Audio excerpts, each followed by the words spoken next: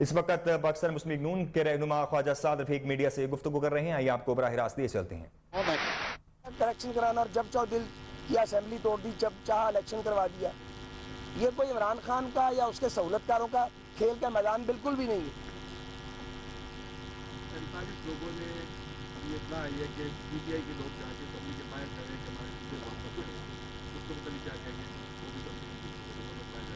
मुझे पता नहीं है, इस खबर की मुसद्दक होने की मेरे पास कोई तस्दीक नहीं है। कौमी असेंबली से इस्तीफे दिए थे तो उस वक्त कौन सी चीज़ काट गई थी जो कौमी असेंबली से इस्तीफे दे दिए थे?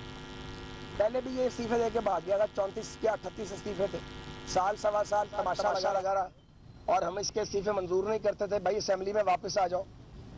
इन्होंने तो असेंबलियों को तमाशा बनाया हुआ है। इनको हक ही हासिल नहीं है असेंबलियों का इलेक्शन लड़ने का।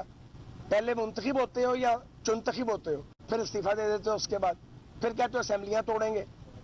तो पागल आदमी है बिल्कुल, जिसको पाकिस्तान के पल्ले पड़ गया। और ये जो सहूलतकार जो इसको लेके आए हैं वो भी, उन्हें भी सजा अल्लाह ताला देगा जरूर, जिन्होंने इस पागल को मुसल्लत किया, इस मुनाफिक आदमी को पाकिस्तान के ऊपर। कोई हाल, मुल्क का हाल खराब कर दिया इन्होंने, और जिम्मे हमारे पड़ गया। 4 साल गंदगियां डालता रहा और इसके सहूलतकार डालते रहे हैं। रोज नए तजर्बे करते थे, रोज नए तजर्बे करते थे। अब जब भूख अरूज पे है, गुर्बत और महंगाई ऊपर चली गई है, तो कहते हैं जी आपसे संभाला नहीं जा रहा। भाई हमारे 4 साल का इसके 4 साल से कंपैरिजन करें ना, जो हमने 13 से 17 तक पाकिस्तान चलाया था। जिस दिन नवाज शरीफ साहब को निकाल दिया गया था उस दिन तो तमाशा शुरू कर दिया गया था, डुगडुगी बजनी शुरू हो गई थी।